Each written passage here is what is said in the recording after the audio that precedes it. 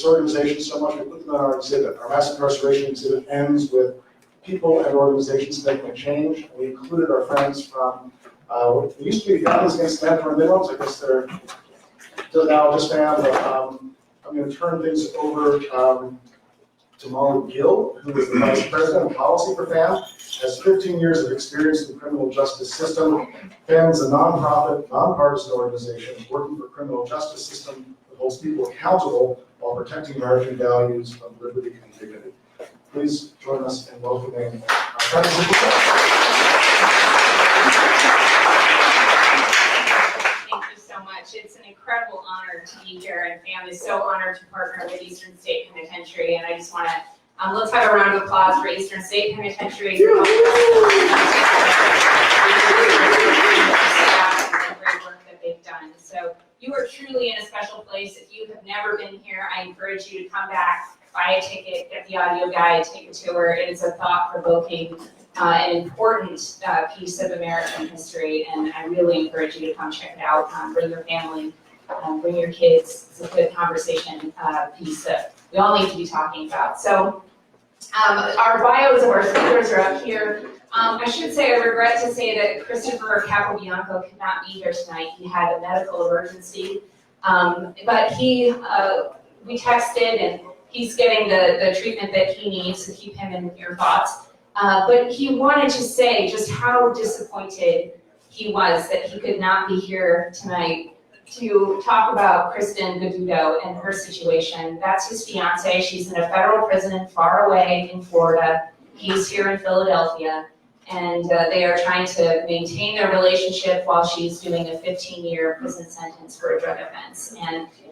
he was just heartbroken that he couldn't be here to tell her story. And I said, is there anything you want people to know, that you want me to, a message you want me to give them? And he said, just to think about what that 15 years means for a woman. We would like to start a family at the end of her prison sentence. And I don't know if that will be physically possible for her. And she doesn't know if that will be physically possible for her. And that's so hard for us to deal with as a couple.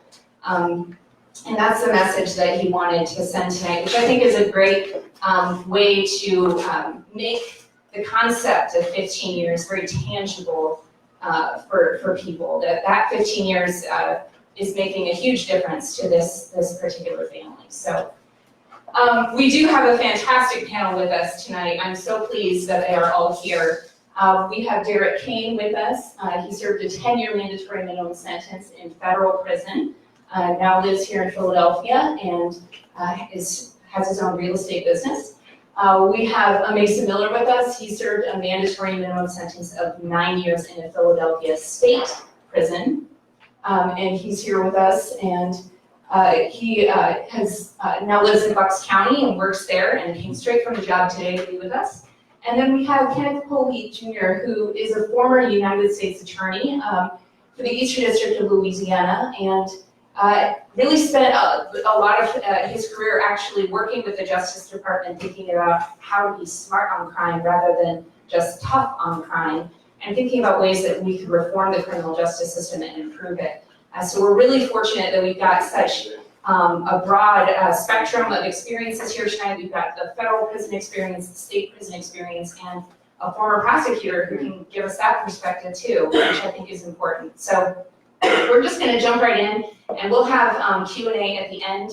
I know that you guys will want to ask questions. So let's just start by going down the line here. And Derrick, please tell us a little bit about why you were convicted, what your sentence was, how much time you served, and where you served it. Good evening, everybody. Good evening. In 2009, I received a federal mandatory minimum of 10 years in federal prison for possession of a gun with the intent to sell drugs. The way the feds work, they have it where they give it to you in months. So when I was set there, I said, I didn't understand why I was getting 5 years for possession. Well, I understood why I was getting 5 years for possession, but I didn't understand why I was getting 5 years for a gun I had a license to carry. It was a 924C, one of the most harshest gun offenses in a federal prison. And nothing to me. It was just in my closet. When they came in, my ex-wife gave him the gun, and basically because of the fact that I wouldn't cooperate, they said they were going to stack my charges. So I received a 10-year sentence, mandatory, 87% of that offense.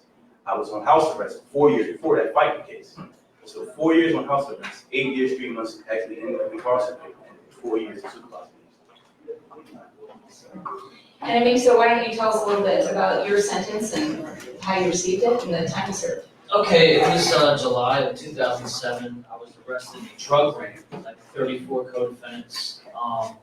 Basically, I got charged with corrupt organizations and multiple counts of possession with intent to deliver, and it was based off of a wiretap.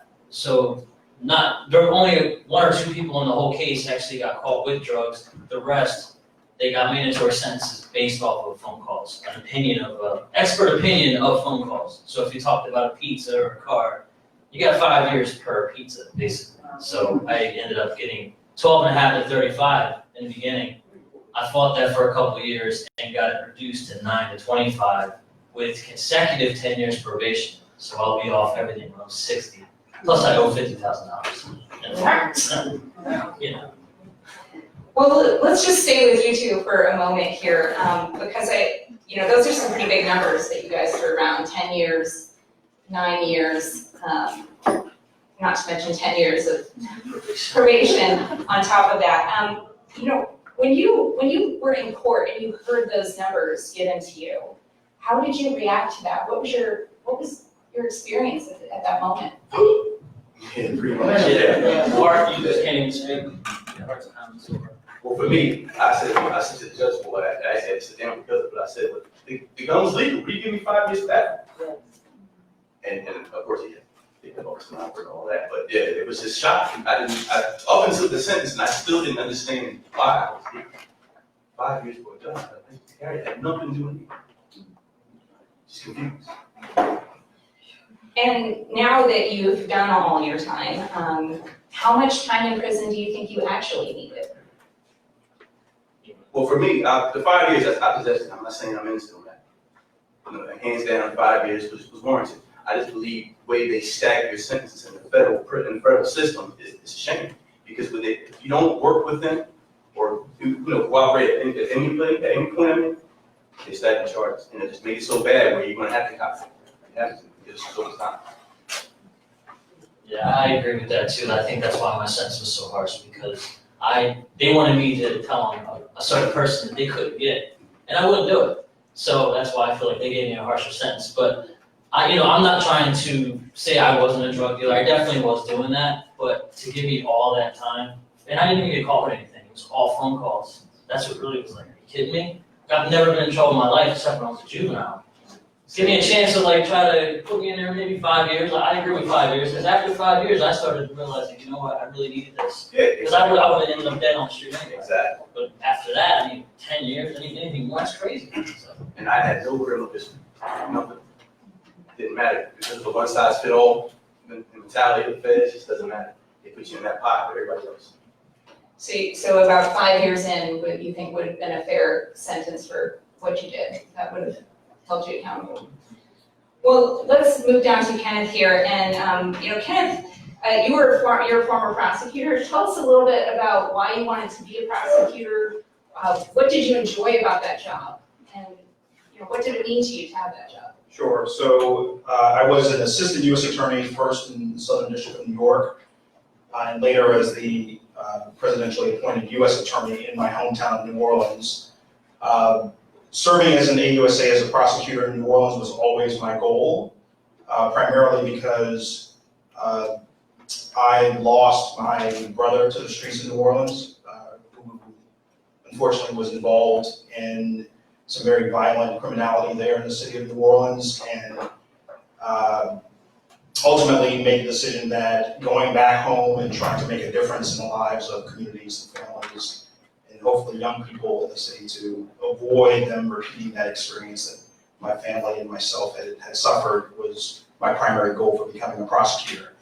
When I became a prosecutor, or more importantly, more specifically, when I interviewed for the job of becoming a prosecutor in New York, I was asked a question. It's a question that I continue to ask every potential candidate as an AUSA when I became a U.S. attorney. The question was this: do you have any concerns about becoming an AUSA?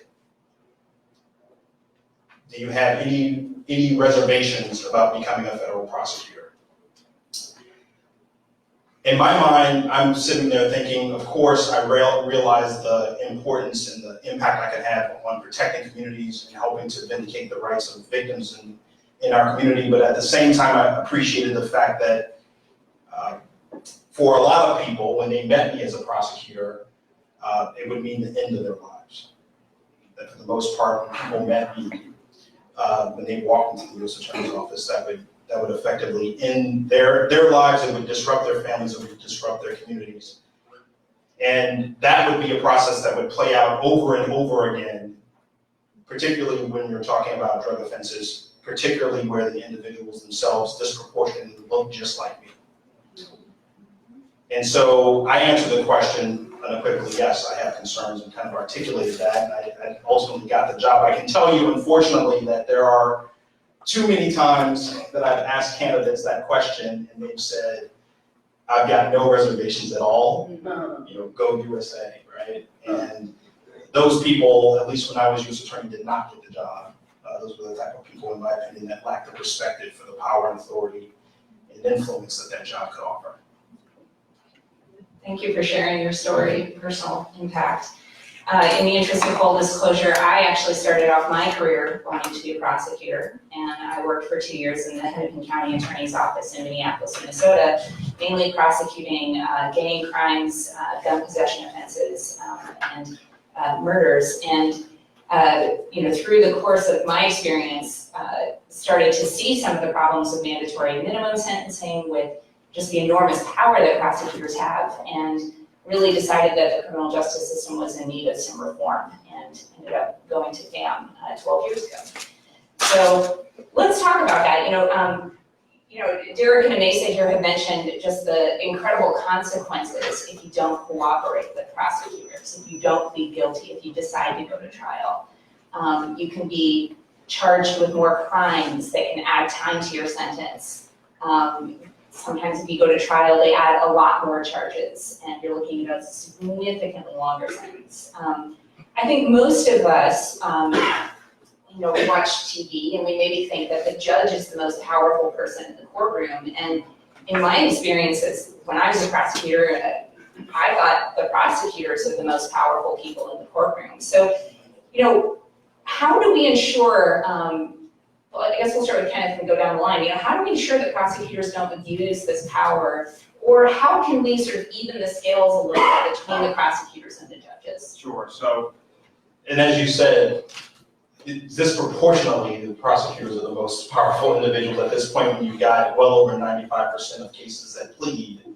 And oftentimes they plead under the pressure that Derrick was describing just now, where people feel like if I go to trial, I'm going to have more time stacked on top of what I'm already facing.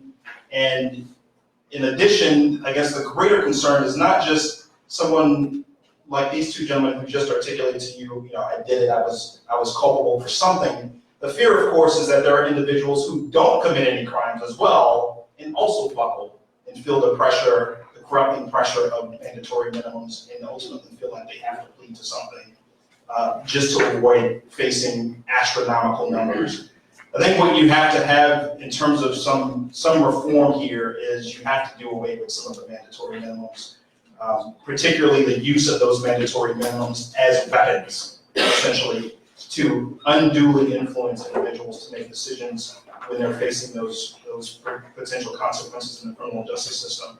If you have prosecutors who are considering those decisions, the appropriate offenses, the appropriate consequences at the outset, and are forced to stick with those decisions from the very beginning, regardless of what a defendant's decision-making ultimately plays out to in terms of going to trial or not, that can make a big difference in terms of reducing the influence that the prosecutors have.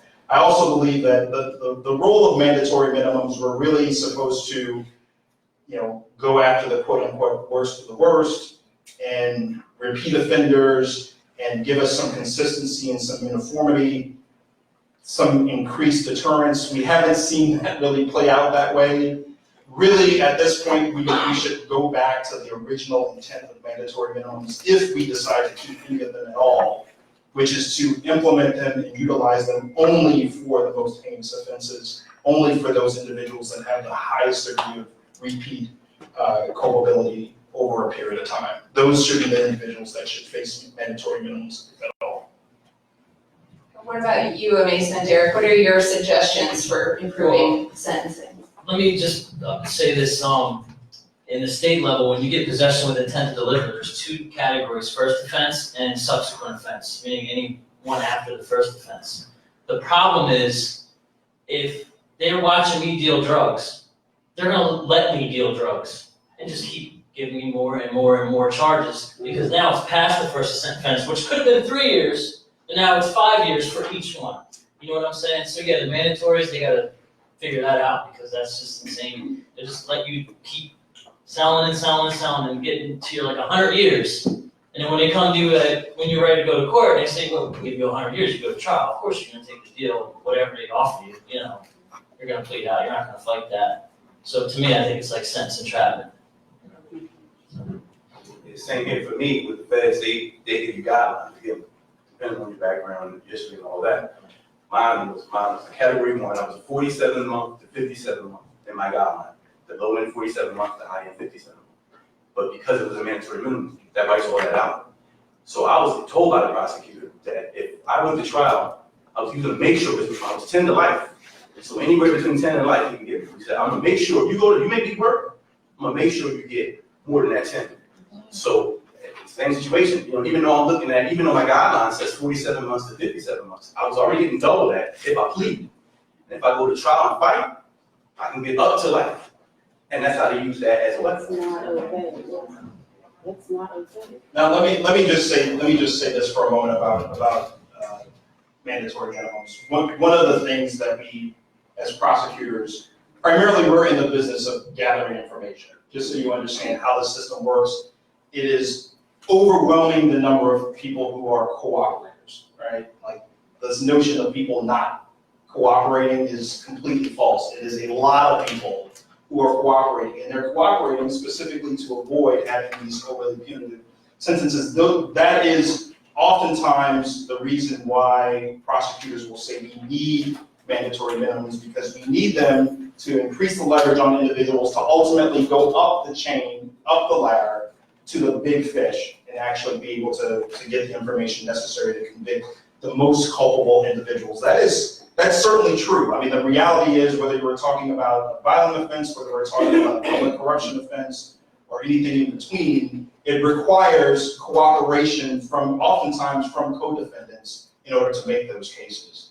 The question is how much leverage is necessary to actually pressure someone to cooperate, and whether you should be pressuring people to cooperate in the first place is perhaps part of that conversation. But that is one of the critical arguments that are made by prosecutors, that we need that leverage in order to build these cases against the biggest fish in criminal conspiracies. Well, just as a sort of legislative update, the status right now in Pennsylvania is that your state mandatory minimums were actually struck down by your Supreme Court because of constitutional problems with the way that they were written.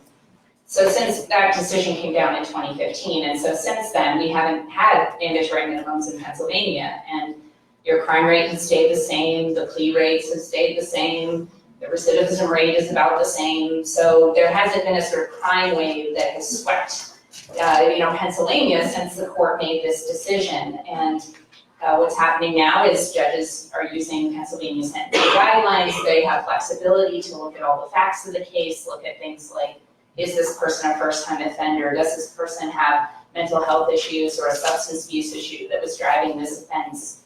Does this person have a family that has serious needs?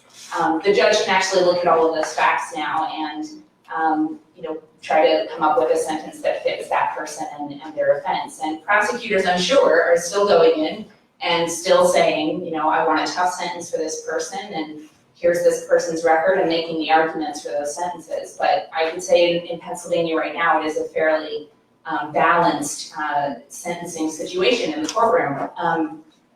I will also say that as someone who goes to Harrisburg to meet with lawmakers and tell them not to bring back mandatory minimum sentences, that the people who are always coming in right after I leave are the prosecutors, the district attorneys saying, please bring back our mandatory minimums. We need them to get people to plead guilty. We need them, to get this cooperation and to get these big fish. And, as Kenneth said, a lot of times you're catching minnows with laws that were intended for big fish. So let's transition a little bit away from sentencing, because I do want to spend a little bit of time talking about your experiences in prison. And,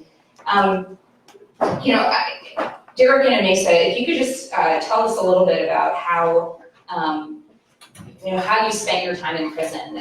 What kinds of rehabilitative programming did you participate in? What was particularly helpful to you? And what did you wish you had more of when you were in prison? Well, for me, federal prison, I was like, a lot of, at the time, I came in, a lot of guys was coming in from financial crimes and real estate. So I had at the same time, so for me, I was just doing real estate. So what I would do is I would inquire with a lot of guys who's willing to teach me, and you have our own sessions on the side, and that's how I basically educated myself for the whole 8 years, 3 months.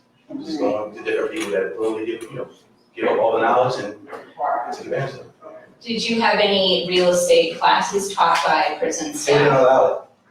They didn't allow it, and you had to do it, like I said, through another inmate teaching. They didn't have actual real estate classes. So the guys who were there for real estate fraud were the ones who were. Yeah, they told me what happened first, and then taught you about. Seems like it'd be more effective to have an actual class where you're taught to do it the right way, by someone who's not in prison for real estate fraud. They call me crazy. Amasa, what about you? What about your experience? I took advantage of everything I could while I was in Graterford. I mean, the school wasn't that great, but they did offer a GED program, which I did.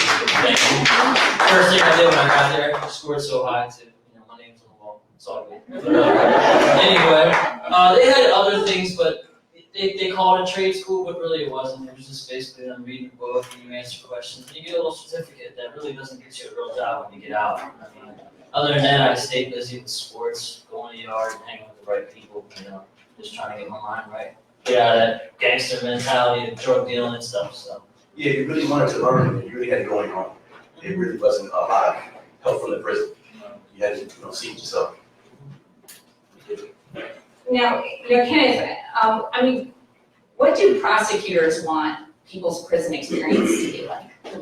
Well, let me say this, and I'll speak just from my perspective as U.S. Attorney, where under the Obama administration, we were empowered to really look at not just enforcement, but also reentry and prevention as tools to pursue public safety. And so for me, as U.S. Attorney, I actually walked the halls of every state prison and penitentiary in the state of Louisiana. I was the first U.S. Attorney to visit many of those places. Oftentimes I went back with people who I called friends and colleagues who had spent time there. And we walked the halls together to reach out to individuals to talk about what our federal system was doing to actually make resources available both behind the walls and once they got back out into the state of Louisiana or across this country. I think there are many prosecutors who view themselves not simply as prosecutors, but as community problem solvers. And they realize that the problem of such high recidivism, where individuals are getting out of prison and they're encountering wall after wall, whether it's in education or transportation or housing or employment, and they're literally not given the opportunity to break free of a jail sentence. In essence, we're punishing these people to life sentences, but we're not providing them with the resources to actually become successful members of our community again.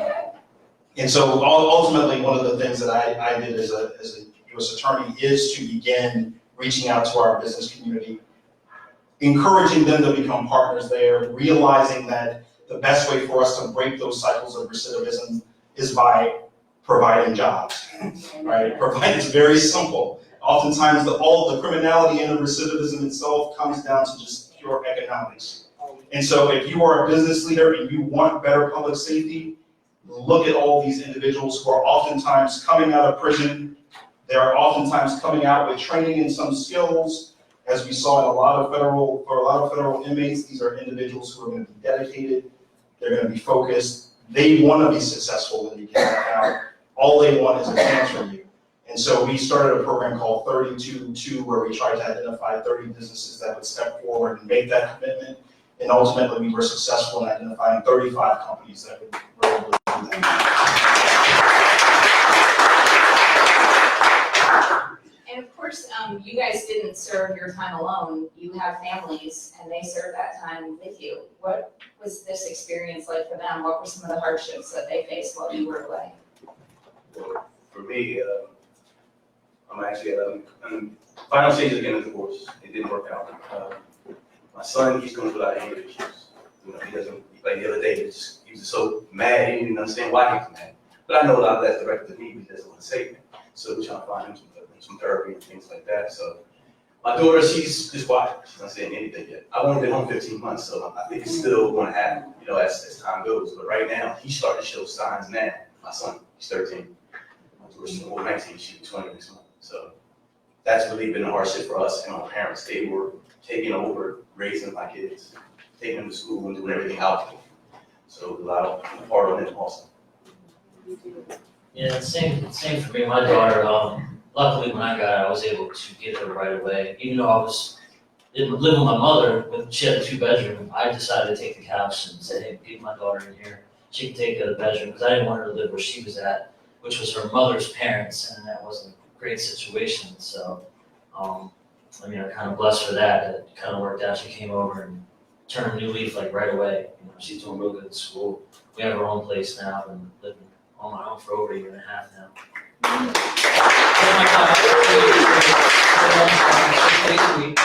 I'm still here. Yeah, you know, it was rough for my mom, my dad. You know, my dad was in another state, but my mom was real rough for her because she had to take care of my grandmother by herself. She's 90-something. She ended up passing away right before I got out, like maybe a year before I got out. You know, we knew it was coming. We were ready for it, but it was rough for her. She really needed me out there. You know, so yeah.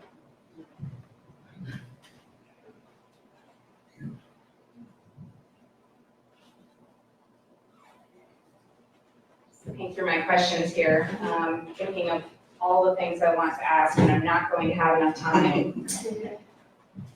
Well, let's transition then, I guess, to reentry, and you know, I mean, you kicked it off nicely by talking about the importance of jobs. Yep. That, you know, work stabilizes families, obviously gives people an income, they can get their own housing, they can reunite with their families, they can take care of their families, all of that's very important.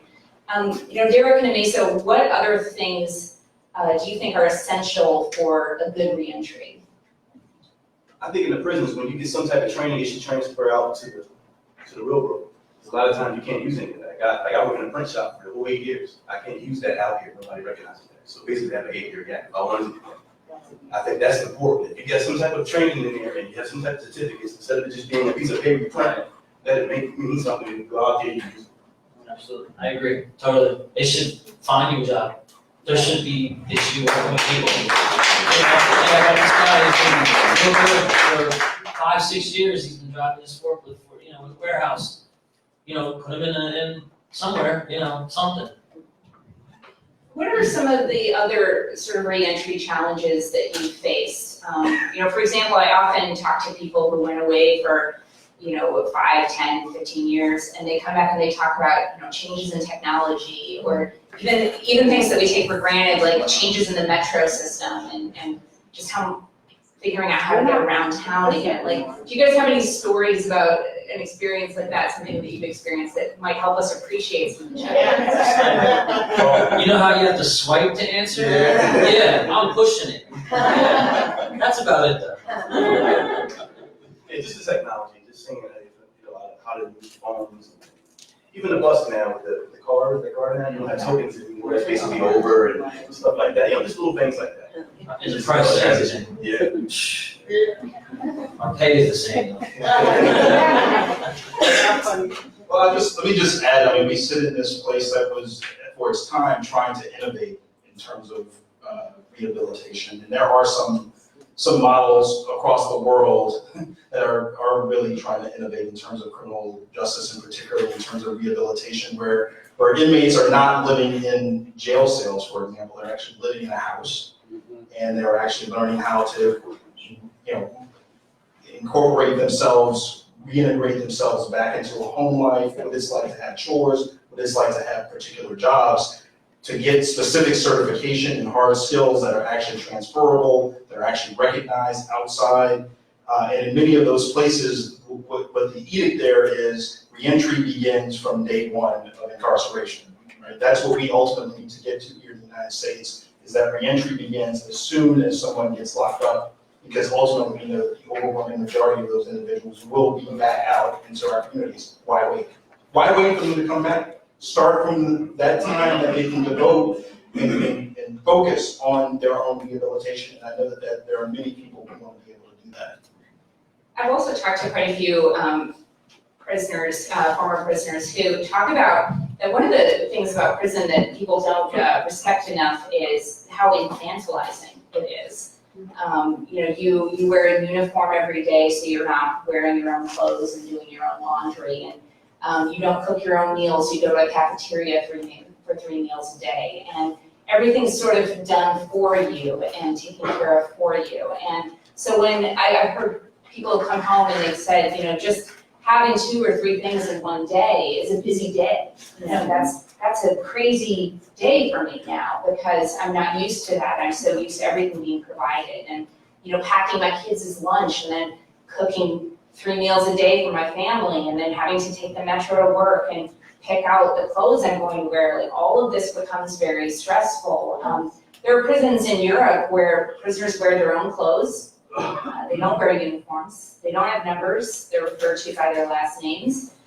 They cook and prepare all their own meals. They clean their own clothes. And you won't find anything even remotely close to that in an American prison. So that's another aspect, I think, of reentry that sometimes gets overlooked. So we're going to go to Q&A in just a minute, but I'm going to end on this one last question here. There may be people in the audience here who have a loved one who's in prison, have a loved one going through the criminal justice system. After going through everything you've gone through, what's the advice that you would give to a family member who's got a loved one going through this process? For me, I think the biggest thing is support. And this is a lot. A letter means a lot. It's just letting them know that you're still thinking about them. Not forgetting about them. So many guys don't do business for years, letters, nothing. It's like they're just shielded out. You don't know what's going on the outside world. You they know about this in prison.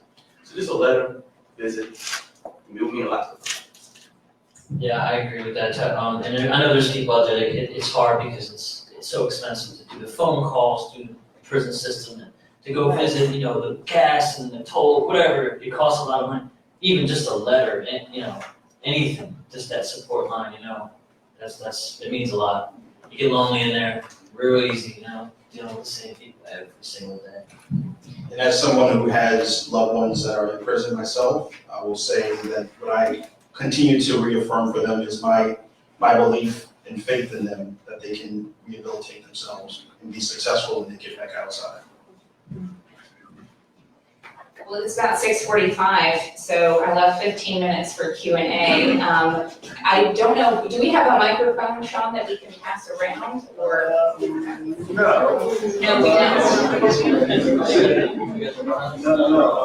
Well, we have a wireless mic up here, so I want to make sure everyone can hear the question. Thank you. Yes. Take it away, Maureen. Is it working? Yes. There's 2 parts to what I'd like to ask and say.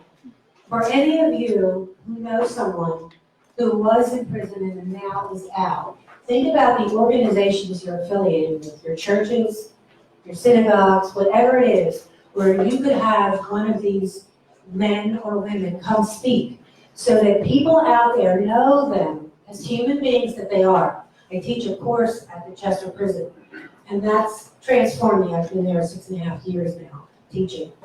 And to know these men, these gentlemen, as human beings, just like us, is something that is eye-opening for the places that I have brought speakers.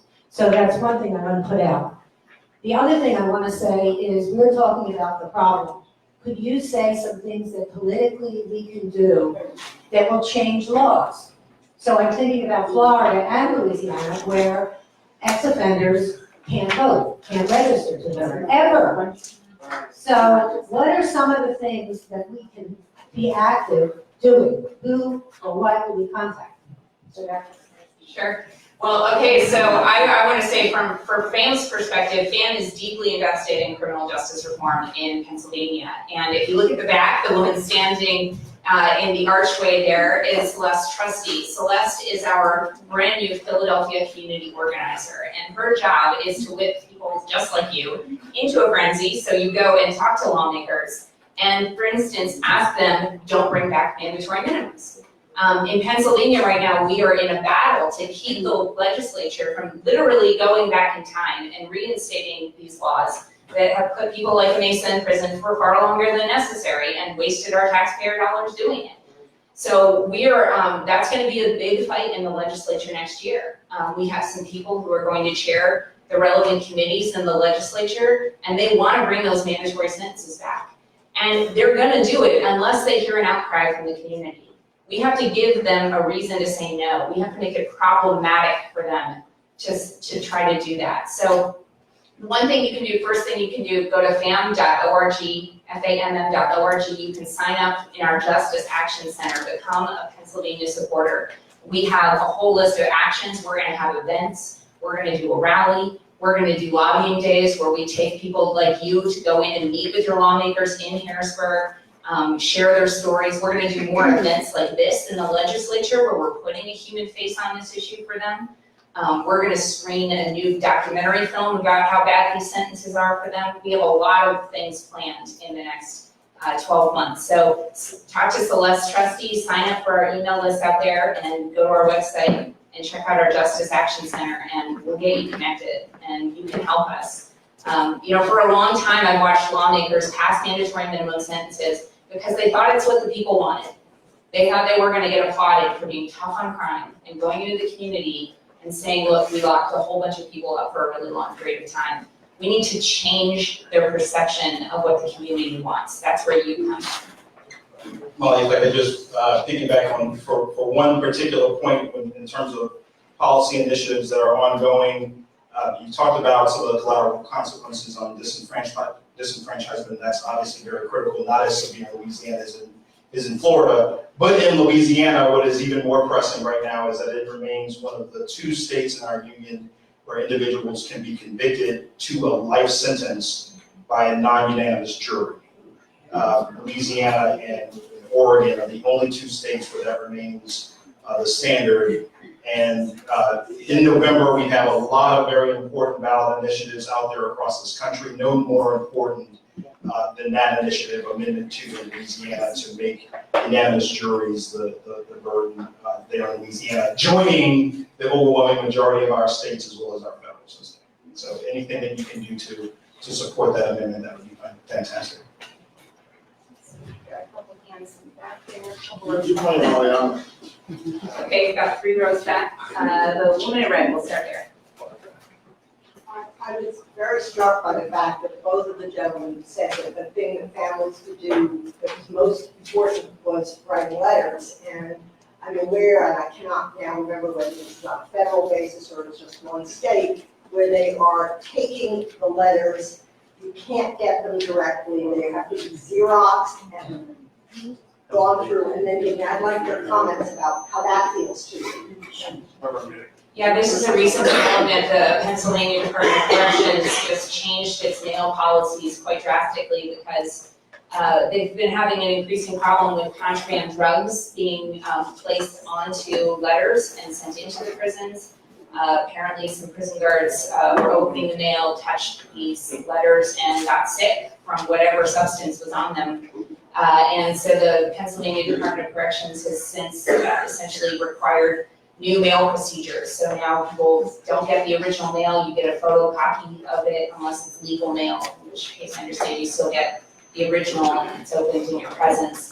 But yeah, I mean, we hear stories of this all the time, kids who make handmade cards for their parents. Those handmade cards can't get into prisons. It has to be a store-bought card, and it has to be sent in a white envelope. And these kinds of policies, not only are they quite, I think, degrading, they chip away at that sort of human dignity, and they also chip away at those family relationships. And family relationships are proven to reduce recidivism.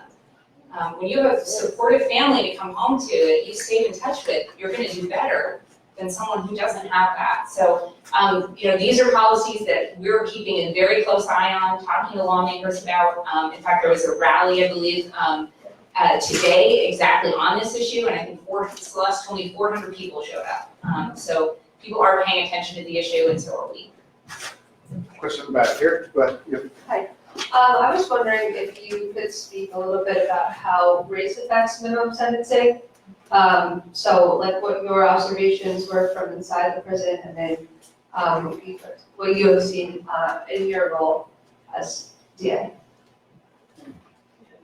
So I would say this, and I think we've got the statistics to show that the system overall disproportionately impacts men of color primarily. One of the greatest challenges, though, is that prosecutorial offices are really just black boxes of non-information, right? I mean, of all of the aspects of the government system that we have, you probably know the least about how decisions are actually made by prosecutors. And the impact in decision-making that happens at each and every step, from the decision to arrest, to charge, to grant bail or not, to accept a plea or not, to go to trial or not, the sentencing decisions, each and every step of the way, race has the ability to play a role in how that decision is made, right? And whether that's an explicit or implicit bias that's at play there. We don't have the data to really show exactly how much race plays in those individual decisions.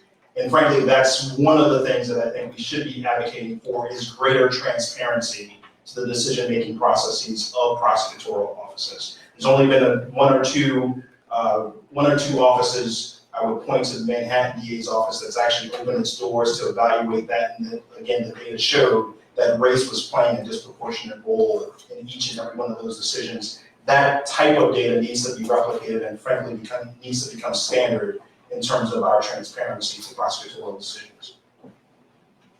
Yeah, I can tell you right now, I see the whole time I was in there, basically with crack cocaine and cocaine. 5 grams, when I was incarcerated in 2009, 5 grams of crack cocaine got you 5 years.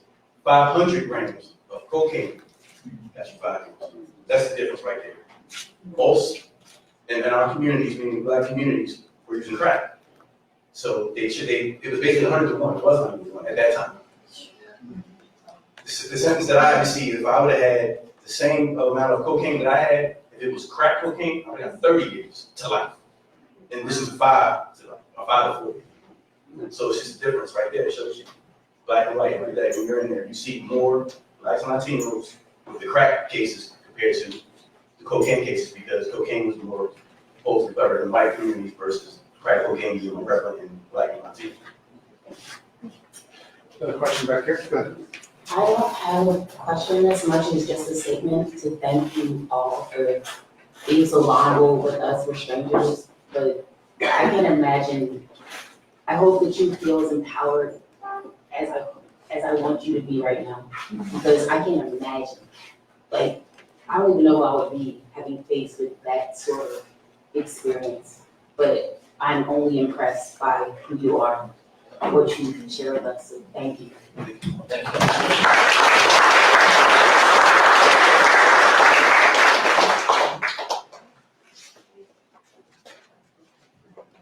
Hi, I have a question about probation, and have you found it to be overly punitive? Well, I mean, I'm on parole right now. Probation starts after parole, but for me, parole is pretty easy.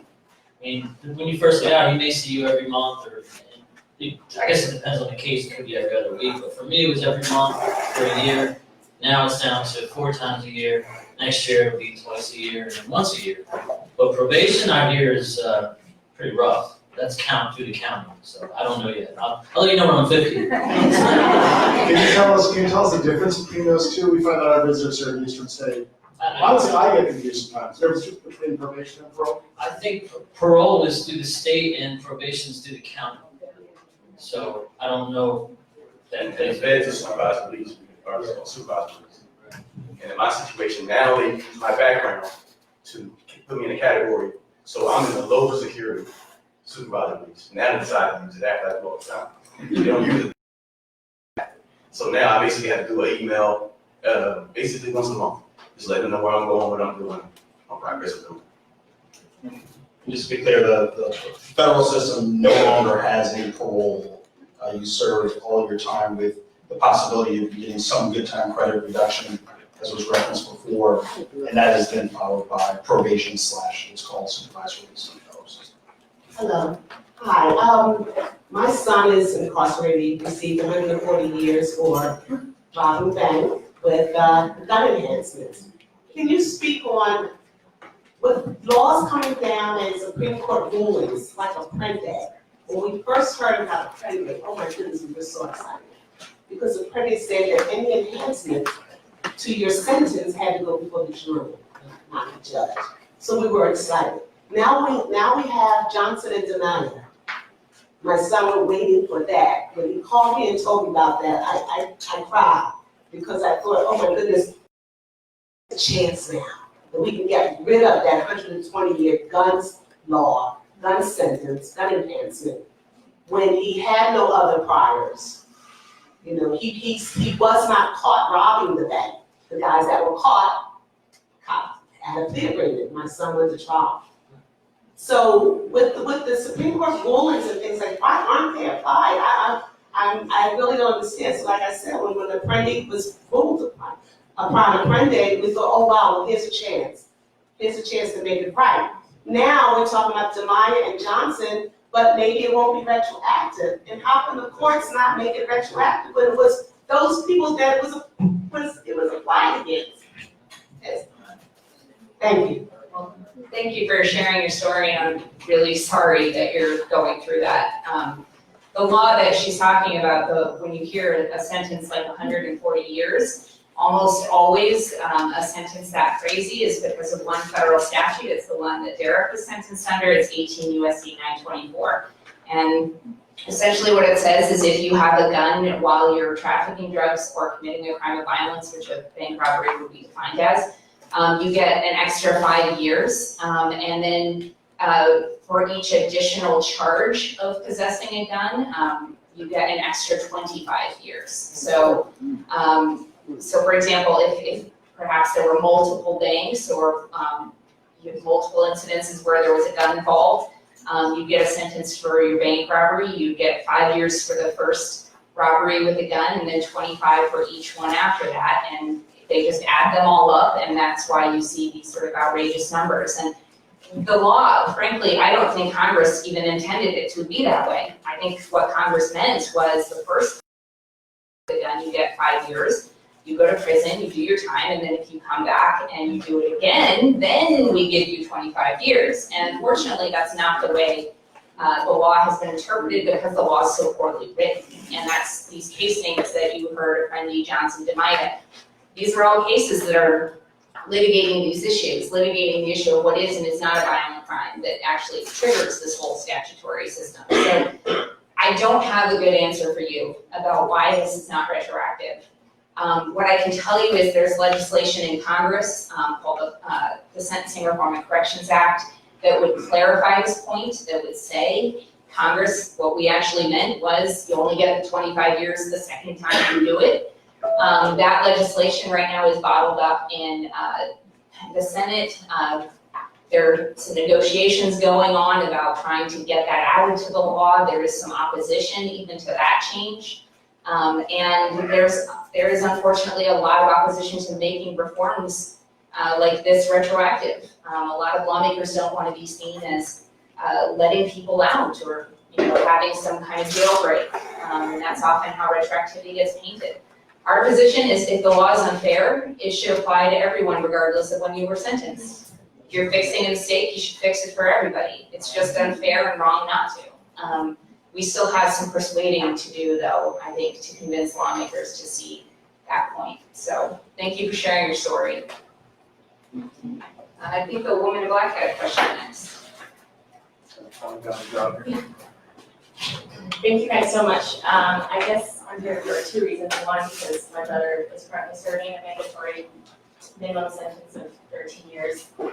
He took a plea deal, and his friend is currently serving life. Same charges that he went to trial. But also because I am in public health research with a couple of colleagues, and I have always been passionate about framing this issue as a public health issue. And I guess my main question would just be to just bounce back ideas of how to incorporate public health research into whatever research is going on in the criminal justice lens of this, and possibly to partner with other organizations from a public health lens with a lot of the local initiatives that are happening in the city. I mean, I would say it's a very important point that you're making, and you already heard from these two gentlemen about the trauma that their family members, particularly their young family members, have suffered as a result of their incarceration. So that aspect of trauma-informed care, this is a point that I make to even the hardest, staunchest law and order individuals, is that if you believe in, lock them up, throw away the key, even if you believe in that, there are children who are in our communities who are disproportionately traumatized by the influence and the role of having incarcerated parents. We know that if we don't intervene in the lives of those young people, that these cycles of violence and criminality could very easily be replicated. And so that role of trauma-informed care, particularly with our young people, adverse childhood experiences, and how that plays out across not just the criminal justice system, but also education and health, I think is absolutely critical and should be a continued high-level talking point for us. I would say that it is really helpful to start, and keep framing this as a public health issue. I know the opioid crisis has made a lot of lawmakers who thought drugs weren't a problem in their districts sit up and pay attention, because suddenly drugs are a problem in their districts. And they're realizing it's, my neighbor's son, and it's my cousin, and it's, these people that I know are good people but have problems, and suddenly fewer and fewer lawmakers want to lock everyone up. They're starting to believe more in second chances and taking a treatment-based approach to drug problems. So I would say, as future public health officials, and just use your research, and get involved. There's a place for you. When there's a hearing at the legislature, there's a place for you to come testify. Anybody can go testify at those things. Show up, share your story. We'll help you. Give me a call. We'll help you figure out how to do it. Go meet with lawmakers. And tell them, you guys are taking the wrong approach here. You think prison is going to solve drug problems? It's not going to solve drug problems. I know, Derrick and Amasa, what do you think? Does prison solve drug problems? Drugs are great for you. Are you kidding me? There are drugs in prisons too, right? Come on. That's why we have these male problems. So I think I'm going to wrap it up. And I did want to end. There's one question I wanted to ask though before we leave, because I want to end on a really positive note. And I just want to ask you, Derrick and Amasa, what are your hopes and dreams for the future? What are your plans for your lives? Where do you want to be in 5 years? Well, thankfully, I started a real estate company, affordable housing. We have 2 properties currently now, and of course, we're trying to acquire more. So for me, it's about, I used to be a part of the problem, now I'm a part of the solution. And because of that, now I want to be able to employ inmates coming out with some type of skills, and also give people homes at an affordable rate. So for me, that's what I do.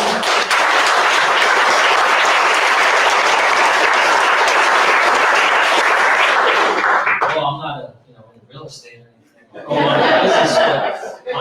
My whole thing is my daughter, making sure she never ever has to go through what I went through, and she becomes successful in life. That's why I work so hard. Everything I make is for her.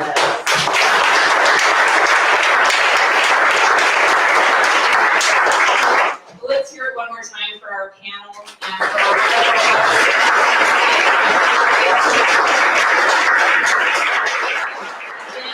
you guys, You can get involved, you can get more information, talk to Celeste trustees, sign up for our emails, visit our website, FAMM.org, click on that Justice Action Center link and get plugged in, because we got some battles here in Pennsylvania and I'm gonna need your help. So thank you so much for coming tonight. Everyone have safe travels home.